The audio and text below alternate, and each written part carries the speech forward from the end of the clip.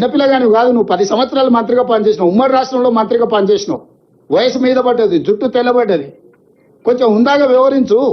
ఇలా ప్రాజెక్టులు పూర్తి చేయడానికి ఖర్చు పెడదామంటే నిధులు లేవు, నీళ్ళు ఆగుతలేవు, అవి కిందికి పోతూనే ఉన్నాయి. ఇగో కింద నీళ్లు ఉన్నాయి కదా, నేను ఎత్తుకపోతాను, ఆయన తయారైండు. సరిగ్గా చూడు, రేపు పొద్దుగాల చంద్రబాబు నాయుడు గారు ఈ మీటింగ్ మినిట్స్ తీసుకొస్తాడు.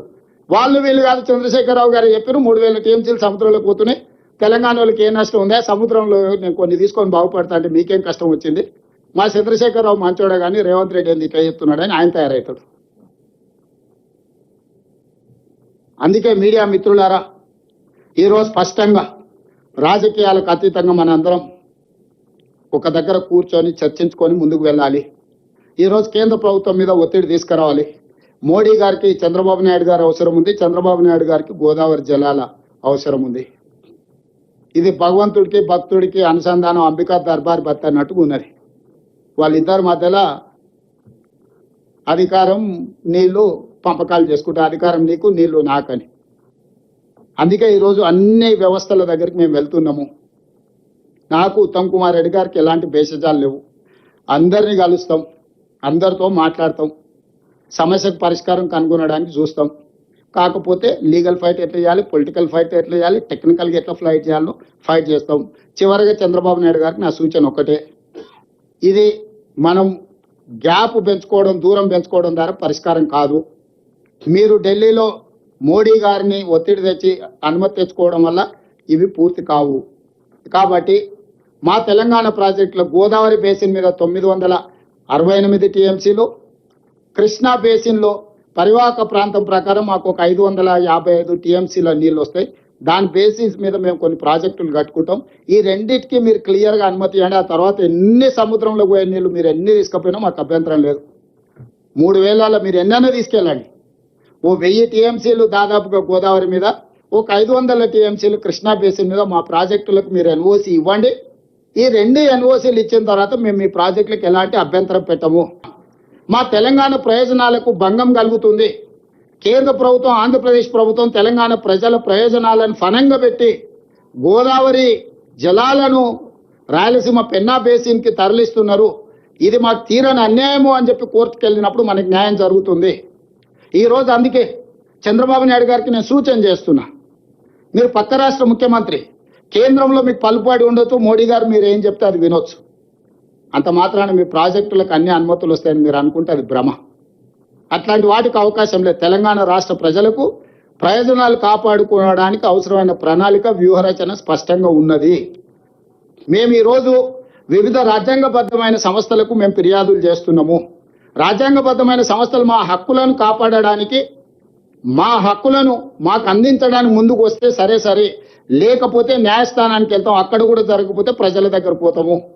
అంతిమ నిర్ణేతలు ప్రజల దగ్గర కూడా వెళ్తాము.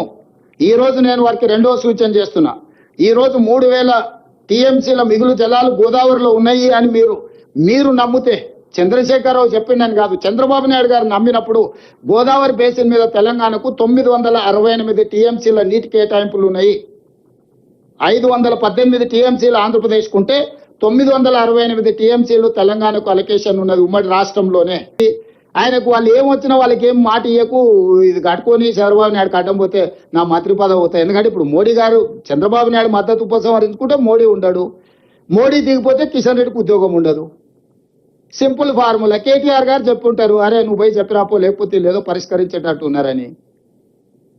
ఇప్పుడు కిషన్ రెడ్డి గారికి ఇక్కడ తెలంగాణ రాష్ట్రానికి రావడానికి పోవడానికి 2 గంటలు ఫ్లైట్లో ఇక్కడికి రావచ్చు, 4 గంటలకు మీటింగ్ అడ్రస్ చేయొచ్చు, మళ్ళీ 6 గంటలకు ఢిల్లీకి వెళ్ళిపోవచ్చు.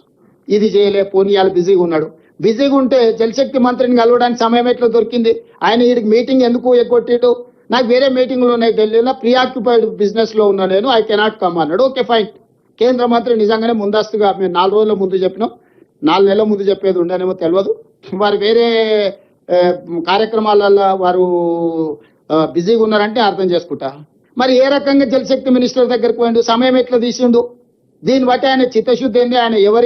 ఆయన పోయి లోపల సీక్రెట్గా ఏం చెప్పిండు ఎవరు చెప్పాలా? ఏం మాతో పాటు వస్తే ఆయన కిరీటం పోతుందా? ఏం పోతుంది? ఇప్పుడు మేము రేపు పొద్దున్నే వస్తున్నాం కదా, ఒక్క రాత్రే కదా. ఈ ఒక్క రాత్రినే మొత్తం కొంపలని కూలిపోతుండేనా? రేపు పొద్దుగాల మాతో పాటు వచ్చి కూర్చొని బలంగా బలగుద్ది కిషన్ రెడ్డి వాదించుంటే మేమే బయటకు వచ్చి అరే కిషన్ రెడ్డి గారు అద్భుతంగా తెలంగాణ కోసం కొట్లాడిన ఆయన మేమే చెప్తాం కదా. ఎందుకు మాకంటే ఒక రోజు ముందు పోయి సీక్రెట్ గా జలశక్తి మంత్రిని కిషన్ రెడ్డి గారు కలిసిండ్రు? దీని రహస్యం ఏంది? దీన్ని బట్టి ఇప్పుడు హరీష్ ఏమో అబద్ధాలు చెప్తాడు, కిషన్ రెడ్డి ఏమో పరోక్షంగా సహకరిస్తాడు. పార్లమెంట్ ఎన్నికలల్లా వీళ్ళు అవయదానం చేసి వాళ్ళకి 8 సీట్లు ఇచ్చారు. మనం కొట్లాడుకుంటూ వచ్చే లాభం నేను ఎందుకు కొట్లాడలేదు? తెలంగాణ పైన ఎప్పుడైనా గొడవ పడ్డానా? వై? నా తీరి ఒకటే, గొడవ పడితే ప్రజల్ని మభ్య పెడుతున్నాం మనం. మభ్య పెట్టి మోసం చేయడం వల్ల ఉంటే మభ్య పెట్టడం మనకు లాభం లేదు. ఓకే, ఆంధ్రప్రదేశ్ కోసం హైదరాబాద్ డెవలప్ చేశాను నేను, అందరూ యాక్సెప్ట్ చేస్తున్నారు, బైఫర్కేషన్ అయ్యింది, తెలంగాణకి వెళ్ళింది. ఇప్పుడు ఇంకా నేను గొడవ పెట్టుకుందానికి వచ్చేటేంటి? కాబట్టి వాళ్ళే బాగుపడుతున్నారు. నా ఒక రాజకీయ నాయకుడిగా నేను చాలాసార్లు చెప్పాను, నాకు ఒక తృప్తి. ఏం తృప్తి? నేను క్రియేట్ చేసిన ఎకో సిస్టమ్ బాగా పనిచేసి సంపద సృష్టించి తెలుగు జాతి బాగుపడతా ఉంది. హైదరాబాద్ వల్ల 75% తెలంగాణకు ఆదాయం వస్తుంది, 75% ఇన్కమ్, 67% సర్వీస్ సెక్టర్, నాలెడ్జ్ ఎకానమీలో. ఎట్లొచ్చింది? ఆ రోజు చేసిన ఫౌండేషన్ 25 ఏళ్ళలో వచ్చింది. Highest per capita income in the country Telangana even today. అదే మరి జిఎస్టిపిలో highest contribution GST Telangana. Why? That is the economy I visualized, I created. ఈరోజు ఎప్పుడు కూడా నేను మాట మాట్లాడానా? కాదు.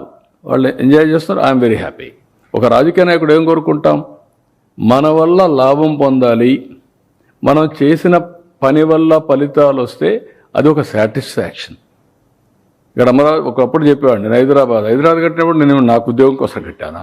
ఇక్కడ అమరావతి కట్టాం, కడితే నాకు ఉద్యోగం కోసం కడుతున్నావా?